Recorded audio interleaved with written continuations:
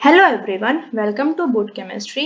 आज के लेक्चर में हम डिस्कस करेंगे how to write electronic configuration of any element.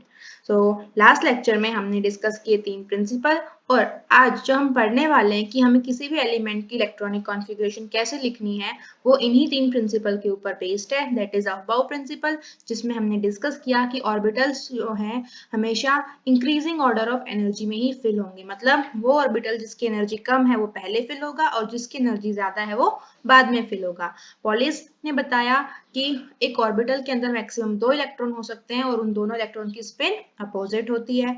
और hertz rule of maximum multiplicity क्या बताता है कि जब हम बात करते हैं किसी भी शेल के डीजेनरेट ऑर्बिटल्स की, मतलब कि डीजेनरेट का मतलब क्या है, ऑर्बिटल्स ऑफ इक्वल एनर्जी। जैसे कि पी सब शेल के अंदर 3 ऑर्बिटल्स होते हैं, P X P Y P Z, तीनों की एनर्जी सेम है, तो उनको क्या बोलते हैं हम, डीजेनरेट ऑर्बिटल्स। और इसीलिए in case of degenerate subshell और ऑर्बिटल्स, वहां पर इलेक्ट्रॉन की पेयरिंग तब तक नहीं होती जब तक हर ऑर्बिटल सिंगली ऑक्यूपाइड नहीं हो जाता। मीन्स अगर पी ऑर्बिटल की बात करें तो जब तक P1 P2 P3 मीन्स क्या हो गया, तीनों इलेक्ट्रॉन px py और pz ऑर्बिटल में जाएंगे, उसके बाद ही नेक्स्ट इलेक्ट्रॉन दोबारा से px ऑर्बिटल में आएगा। तो ये सब हम लास्ट लेक्चर में डिस्कस कर चुके हैं। तो आज हम देखते हैं कि इलेक्ट्रॉनिक कॉन्फ़िगरेशन को कैसे लिखना है as per our new notation. So what is electronic configuration? हम बोलेंगे किसी भी एटम के अंदर इलेक्ट्रॉन किस तरीके से डिस्ट्रीब्यूटेड होता है, उसी को हम क्या बोल देते हैं, इलेक्ट्रॉनिक कॉन्फ़िगरेशन। तो डिस्ट्रीब्यूटेड किस में होता है, उसकी शेल के बारे में बात करेंगे, उनकी सबशेल्स के बारे में बात करेंगे और उसके ऑर्बिटल्स के बारे में बात करेंगे। शेल का मतलब हम प्रिंसिपल क्वांटम नंबर के बारे में बात करने वाले हैं। यहाँ पर सबशेल मीन्स हम एल के बारे में बात करने वाले हैं, राइट। ओके, तो यहाँ पे हम दो तरीके की रिप्रेजेंटेशन की बात करेंगे। एक है बॉक्स नोटेशन, या फिर हम उसको बोल देते हैं ऑर्बिटल नोटेशन भी, जिसके अंदर हम ऑर्बिटल को एक बॉक्स से रिप्रेजेंट करने वाले हैं और इलेक्ट्रॉन को एक एरो से रिप्रेजेंट करने वाले हैं। और दूसरी जो रिप्रेजेंटेशन है वो है इस तरीके से, यहाँ पर N L raise to the power x.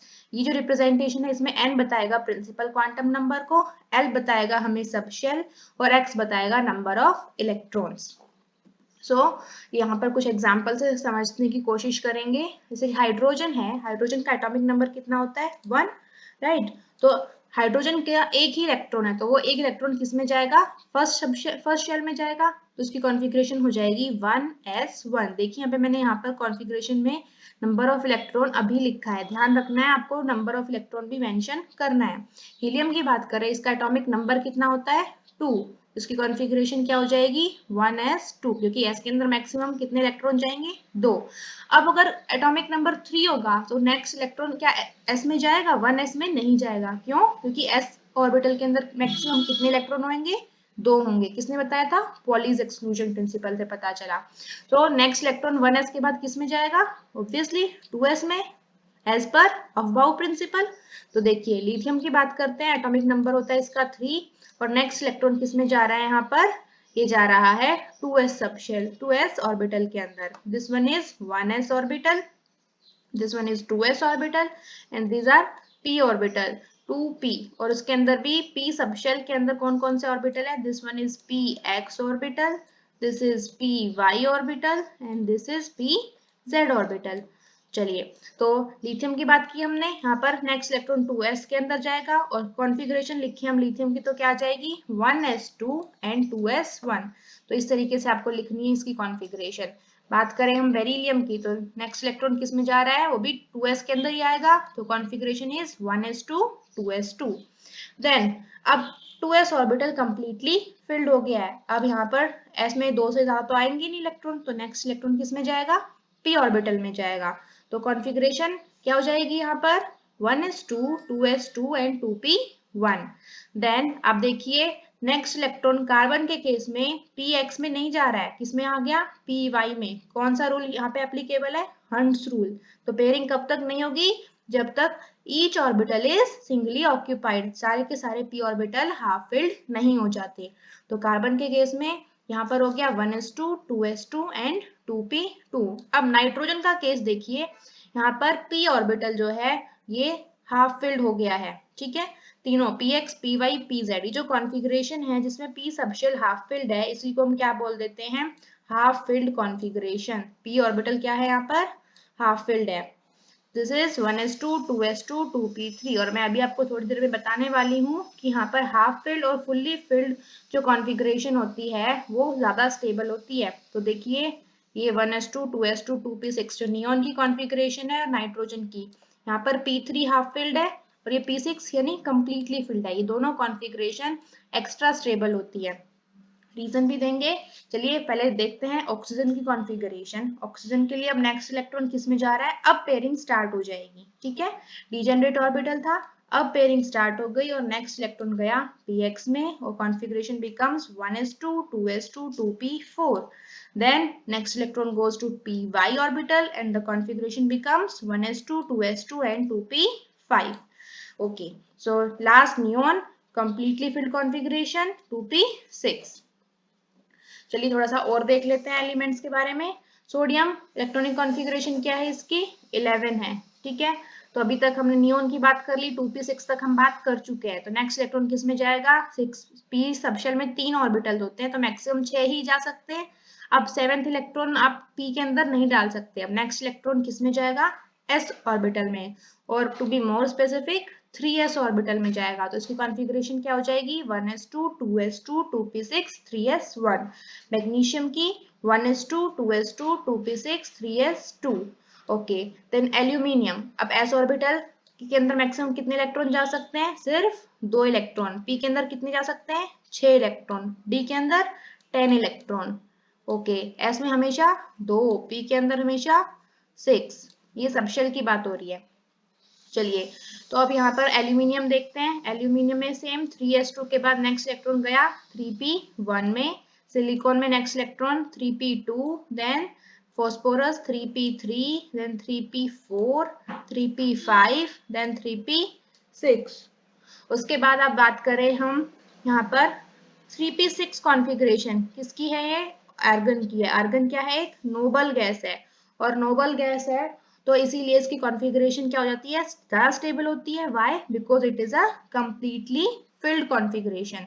Same हमने बात की थी नियोन की, neon is also a noble gas. Why, because it's p orbital is completely filled here. Okay, let's get back to potassium. तो पोटेशियम के अंदर क्या हो जाएगा, यहाँ पर s ऑर्बिटल फिल हो रहा है 4s1। क्या ध्यान देना है, 3d ऑर्बिटल फिल नहीं हुआ, पहले 4s ऑर्बिटल फिल हुआ। क्यों फिल हुआ, एज पर अबव प्रिंसिपल हम 4s और 3d का n+l रूल से निकाले दोनों का एनर्जी लेवल। तो 4s के लिए अगर आप n+l रूल लगाएंगे तो यहाँ पर n हो गया 4 और l की वैल्यू है s के लिए 0, so the value becomes 4, right. और अगर हम बात करें 3d ऑर्बिटल की, तो 3d के केस में n की वैल्यू है 3 और d के केस में l की वैल्यू होती है 2, तो 3 + 2 इज 5। तो किसकी वैल्यू कम हो गई, 4s की, मीन्स s की एनर्जी कम है, that's why 4s orbital is filled first. तो आपने देखा यहाँ पर पोटेशियम के केस में यहाँ पर 4s ऑर्बिटल की फिलिंग पहले हुई, देन 4s2 फॉर कैल्शियम। अब s ऑर्बिटल में मैक्सिमम कितने इलेक्ट्रॉन जा सकते हैं, सिर्फ 2। उसके बाद नेक्स्ट इलेक्ट्रॉन किसके अंदर गया है, इलेक्ट्रॉन गया है d के अंदर वापस से। अब यहाँ पर हम बात करें स्कैंडियम की, तो सेम यहाँ पर उसकी कॉन्फ़िगरेशन को आप कैसे बोलेंगे, हम बोलेंगे स्कैंडियम के लिए 1s2 2s2 2p6 3s2 3p6 4s2 and 3d1। Okay, next titanium के लिए 3d2, then 3d3, then 3d4 होना चाहिए, पर आप क्या देख रहे हैं यहाँ पर, ये 3d4 नहीं है, this is 3d5। Why it is so, अभी अभी हमने बात की थी थोड़ी देर पहले नाइट्रोजन के केस में, that half filled configuration and fully filled configuration is completely stable. We can say half filled configuration and fully filled configuration are more stable. तो आप देख रहे हैं यहाँ पर क्रोमियम के केस में कॉन्फ़िगरेशन होनी चाहिए थी 3d4 but it is 3d5। चलिए इसका एक एक्सेप्शन है, स्टार मार्क कर दिया है हमने, इसके बारे में हम डिस्कस करेंगे ऐसा क्यों हुआ। आगे देखते हैं, तो मैग्नीज की बात करें तो ये बिल्कुल सही जा रहा है, 3d5 4s2, then 3d6 3d7 3d8। फिर से प्रॉब्लम आ गई यहाँ पर कॉपर के साथ। देखिए क्या होना चाहिए था, यहाँ पर 3d9 होना चाहिए था, पर क्या है यहाँ पर 3d10 एंड 4s1। ये जो एक्सेप्शनल कॉन्फ़िगरेशन आ रही है, क्या प्रॉब्लम क्या हो रहा है यहाँ पर। क्रोमियम की बात करें तो हम क्या सपोज क्या कर रहे थे, इसकी कॉन्फ़िगरेशन होनी चाहिए थी 3d4 4s2 ये कॉन्फ़िगरेशन होनी चाहिए थी, पर हुआ क्या, यहाँ से s ऑर्बिटल का एक इलेक्ट्रॉन जंप कर d ऑर्बिटल के अंदर आ गया और कॉन्फ़िगरेशन चेंज हो गई 3d5 एंड 4s1, राइट। और सेम केस कहाँ पर हुआ है, सेम हुआ है यहाँ पर कॉपर के केस में। उसमें क्या हो रहा है, कॉन्फ़िगरेशन जो हम सपोज कर रहे थे that should be 3d9 and 4s2, लेकिन क्या हुआ यहाँ पर, यहाँ भी एक इलेक्ट्रॉन की जंपिंग हो गई s ऑर्बिटल से टू d ऑर्बिटल और कॉन्फ़िगरेशन हो गई 3d10। तो 3d10 क्या है, एक फुल्ली फिल्ड कॉन्फ़िगरेशन है जो कि ज्यादा स्टेबल होती है और इसीलिए इलेक्ट्रॉन ने जंप किया।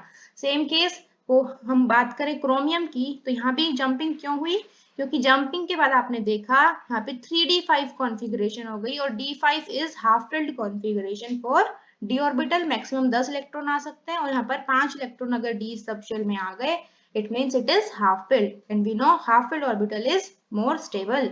So question is, why half filled and fully filled orbitals are more stable na? So cause of stability of completely filled and half filled subshell is the symmetrical distribution of electron and exchange energy. So let's discuss about these two factor.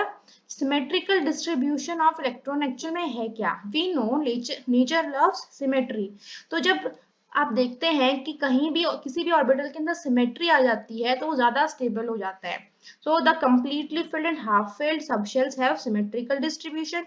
तो उससे क्या होगा, electron जो कि एक ही subshell में होते हैं वो एक दूसरे को शील्ड नहीं करते हैं। क्यों नहीं करते, क्योंकि उनकी एनर्जी इक्वल होती है, बस क्या है स्पेस में डिफरेंट तरीके से वो ओरिएंट होते हैं। तो दैट इज वाई वहां पर क्या हो जाएगा, इलेक्ट्रॉन है वो ज्यादा अट्रैक्टेड रहेगा न्यूक्लियस से और इसीलिए एटम स्टेबल हो जाता है। So consequently we can say the shielding of one another is relatively small and the electrons are more strongly attracted by the nucleus. दूसरा रीजन है एक्सचेंज एनर्जी।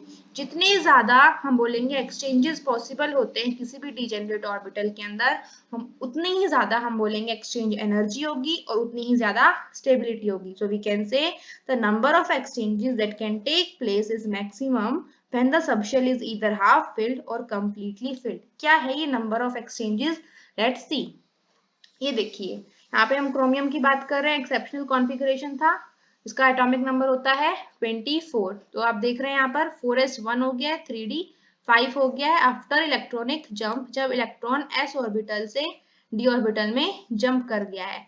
अदरवाइज हम सोच क्या रहे थे, हम क्या सोच कि इसके अंदर क्रोमियम की कॉन्फ़िगरेशन क्या होनी चाहिए थी, इसकी कॉन्फ़िगरेशन होनी चाहिए थी 3d4 एंड 4s2। तो अब हम कंपेयर करेंगे d4 कॉन्फ़िगरेशन और d5 कॉन्फ़िगरेशन को, ठीक है। तो d4 और d5 कॉन्फ़िगरेशन में कौन ज्यादा स्टेबल है और क्यों, हम ये कंपैरिजन करने वाले हैं on the basis of exchange energy. तो आप देख सकते हैं यहाँ पर ये d5 ऑर्बिटल है, 5 इलेक्ट्रॉन फील्ड है और जब इलेक्ट्रॉन डीजेनरेट ऑर्बिटल्स में फील्ड है मींस इनकी एनर्जी सेम है। तो आप देखिए ये इलेक्ट्रॉन इसके साथ इस तरीके से चेंज हो जाएगा, सेम स्पिन है, जब एनर्जी सेम है तो इजीली चेंज हो सकता है। और किसके साथ चेंज हो सकता है, यहाँ भी स्पिन चेंज कर लेगा, इस तरीके से इधर कर रहा है और यहाँ भी कर रहा है। तो कितने एक्सचेंजेस पॉसिबल है, आप देख रहे हैं 4 एक्सचेंजेस पॉसिबल है, ठीक है। ऐसे ही और देखिए अब इलेक्ट्रॉन नंबर 2 की बात करते हैं हम। इलेक्ट्रॉन नंबर 2 कितने एक्सचेंज कर सकता है, यहाँ इन दोनों का जो एक्सचेंज है वो हम ऑलरेडी काउंट कर चुके हैं इस फर्स्ट डायग्राम में, तो हम इसको काउंट नहीं कर रहे हैं। रेस्ट जो एक्सचेंजेस हम काउंट कर रहे हैं, तो कितना हो जाएगा 1 देन 2 देन 3, ये 3 एक्सचेंज हो गए। अब हम नेक्स्ट इलेक्ट्रॉन की बात करें, इलेक्ट्रॉन नंबर 3, तो इसके ये वाले एक्सचेंज जो थे ये दोनों काउंट हो चुके हैं इन दोनों डायग्राम में, तो हम इन दोनों को काउंट नहीं करने वाले हैं। तो यहाँ पर कितने एक्सचेंजेस पॉसिबल है, ओनली 2। ऐसे इसके केस में ओनली 1 एक्सचेंजेस पॉसिबल। तो टोटल एक्सचेंजेस कितने हो गए, 4 + 3 + 2 + 1, तो टोटल कितने हो गए यहाँ पर 10 एक्सचेंजेस हो गए, राइट। तो यहाँ पर 10 एक्सचेंजेस पॉसिबल है। अब हम बात कर लेते हैं D4 कॉन्फ़िगरेशन की। तो D4 कॉन्फ़िगरेशन के अंदर सेम आप जाएंगे, 4 ही इलेक्ट्रॉन है, तो कितने एक्सचेंजेस पॉसिबल है, यहाँ पर 3 + 2 + 1, तो यहाँ पर कितने एक्सचेंज पॉसिबल है, ओनली 6 एक्सचेंजेस आर पॉसिबल। तो मैंने क्या कहा, जितने ज्यादा एक्सचेंजेस उतनी ही ज्यादा स्टेबिलिटी, तो 10, इसीलिए हम बोल रहे हैं कि half filled configurations are more stable. So why? Because they have more exchange energy, and more is the number of exchanges, then more is the stability of any atom. Same goes with copper. यहाँ पर D10 configuration होने के बाद fully filled configuration हो गई, तो क्या हो गई यहाँ पर एक्स्ट्रा स्टेबिलिटी. ओके, नोटेशन में आपने एक और नई चीज क्या देखी यहाँ पर, ये देखिए यहाँ पर लिखा गया एर्गन और उसके बाद 3d5 4s1. What is this? क्या किया गया है, नोबल गैस को स्क्वायर ब्रैकेट में डाला गया. इसका मतलब क्या है, नोबल गैस की जो कॉन्फ़िगरेशन है वो इस एर्गन ने रिप्रेजेंट कर दी और बाकी आगे की कॉन्फ़िगरेशन है वो हमने लिख दी. मींस क्या है, ये जो आपने कॉन्फ़िगरेशन देखी है यहाँ पे अर्गन की क्या कॉन्फ़िगरेशन है, अर्गन की कॉन्फ़िगरेशन है यहाँ पर 1s2 2s2 2p6, ठीक है, 3s2 एंड 3p6. तो इतनी सारा कुछ लिखने की जगह पर क्या लिखा, ओनली अर्गन को इस तरीके से स्क्वायर ब्रैकेट में रिप्रेजेंट किया AR और उसके बाद आगे की कॉन्फ़िगरेशन लिख दी. तो इससे क्या हो गया, आपका टाइम बच रहा है. तो हम क्या करते हैं, जब ज्यादा हायर एटॉमिक नंबर्स के लिए हम बार बार पूरी कॉन्फ़िगरेशन नहीं लिखेंगे, 1s2 2s2 2p6 3s2, इस तरीके से पूरा लिखने की जरूरत नहीं है. सिंपली जो नियरेस्ट नोबल गैस की कॉन्फ़िगरेशन होगी वो लिखेंगे और फिर उससे आगे की कॉन्फ़िगरेशन लिख देंगे. This is the best way to represent the electronic configuration. So I hope आपको इलेक्ट्रॉनिक कॉन्फ़िगरेशन कैसे लिखनी है ये समझ में आ गया होगा. So this is the question, which rule governs the below configuration? It is simple. I hope you can do this. Thank you. And with this, your chapter is complete.